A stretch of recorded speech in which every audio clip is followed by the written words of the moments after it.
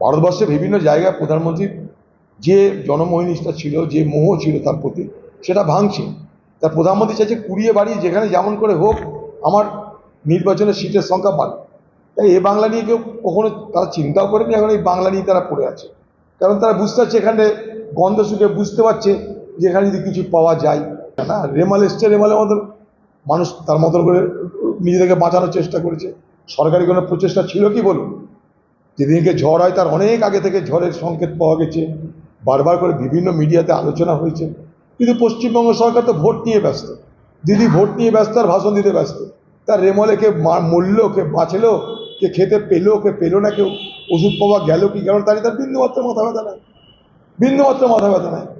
তাই তার উদাসীনতা সারা বাংলা মানুষ জানে যে মমতাকে সবসময় পাবেন, বিপদের সময় পাবেন না। দিদিকে আমাদের সবসময় পাওয়া যাবে, আপদে বিপদে দিদিকে পাওয়া যাবে না, তখন দিদি অনুপস্থিত। তাই স্বাভাবিকভাবেই